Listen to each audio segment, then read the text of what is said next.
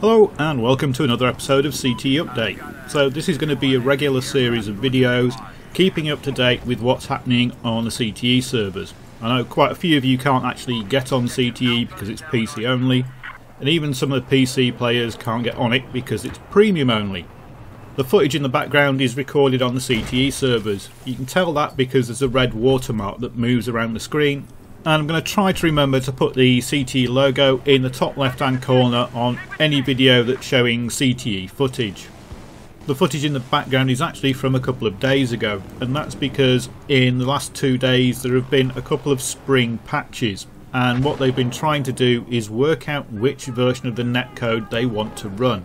The question is, do they stick with the 30Hz netcode that's on the live servers and the changes to the frame history time that they made to cover up some of that netcode's weaknesses?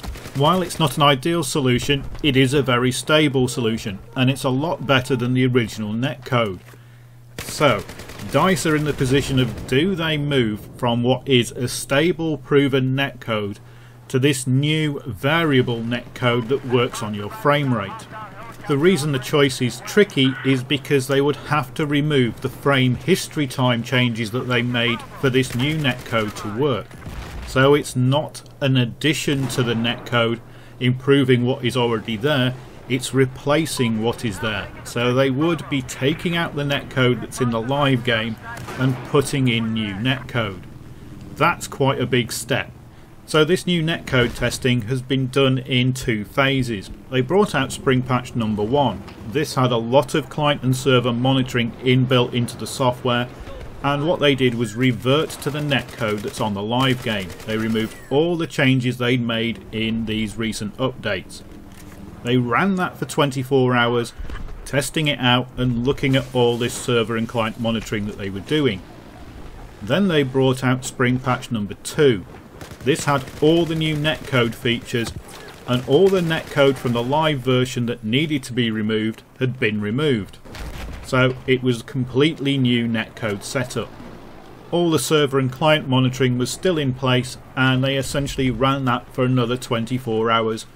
Then they're going to compare the 2 sets of results they've got to see which version of the netcode is actually more stable. In theory, the new netcode is much more reliable than the old netcode. The problem being that until they run comprehensive tests on it, then that's all it is. It's a theory.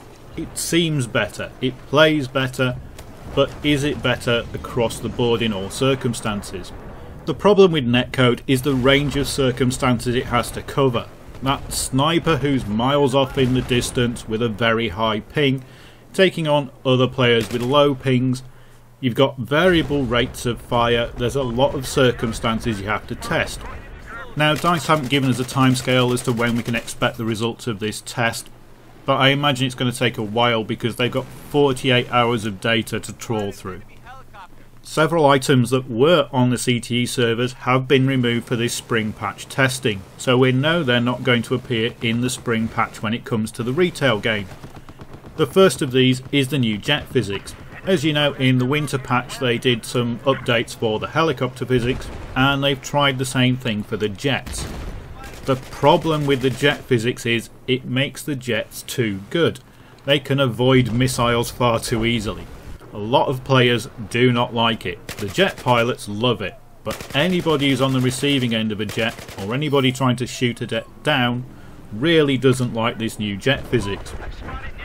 The second item removed is the night maps. The night maps will not be coming out with the spring patch. We will get the weapon crate DLC, so we will get the 5 new weapons and the gunmaster mode, but we won't be getting the new maps. And this is simply because they've not been tested, and they're not even all released for testing on CTE yet. So no night maps in the spring patch. The next item to have been removed is the skill-based team balancer. What this means is on CTE servers, when you join, your skill rating is looked at, and that is used to decide what team you should be on. Instead of just balancing the number of players, it balances the skill of players. So it may well end up with one team having 26 players and another team having 31 players, but the skill ratings would be the same. Several items are up for discussion as to whether they're going to be in the spring patch or not. That's balance changes to the UCAV, the mortar, the SRAW, the mobile AA and the TV missile. They've all had changes to try and balance them out in the game, but not all of them are successful. The SRAW is pretty awful at the moment. It's been slowed down, its manoeuvrability has been reduced to try and make it harder to take down helicopters. But at the moment, it's just made it pretty much impossible.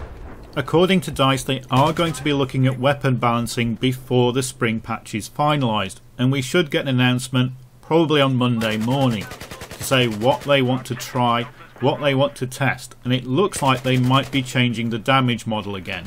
A lot of people suspect that the damage model was reduced to try and cover up the problems with the netcode. If this new netcode does work as they intend it to work, then maybe we can have the higher damage model back. That would mean going back to 25 damage for assault rifles, not 24, so they were 4-shot kills close up, and some guns going from 33 damage back up to 34, so that they were 3-shot kills. Personally, I think the current damage model is too low. I much preferred it in the original damage model, and if the netcode can support that now, then I would really like to go back to it. Now, we're not talking the ridiculous time to kills that we've seen in Battlefield Hardline. All we're talking for Battlefield 4 is one less bullet needed to kill. So that's really the news from CTE over the last week or so. It gives us more questions than answers really, because we don't know if we're going to be getting the new netcode in the spring patch. We don't know if we're going to be getting a weapon balance in the spring patch. But what we do know is that DICE would like to see both of those items in the next patch that goes live. In this video you've seen me using the L86A2, one of the new guns. And I have to say the L86A2 is just as much fun as it was in Battlefield 3. In fact, it's probably just as good as it was in Battlefield 3. It maybe needs something doing to its magazine size. 30 just isn't big enough for an LMG, even for one that's supposed to feel like an assault rifle. And what you can see now is the first pass at a skin for the L86A2. This is a very rough pass. It's not the finished gun model. They've basically coloured it in. But they have done this for all the guns now that will be out in the weapons crate. Now, I haven't done any detailed videos on these guns other than the recoil test, and that's because I'm pretty sure that all of these guns are going to have changes made to them once this netcode testing is done. The AN-94 that you can see here has had one change made to it, and they've reduced the delay in between its bursts, so it's now much more like its BF3 counterpart. Unfortunately, the Mare's Leg still hasn't had any changes, and it's still an overpowered pistol. And that's it for this CTE update. So I'll do another one of these in about a week's time when we've had some more updates and some results from the testing. Thanks for watching.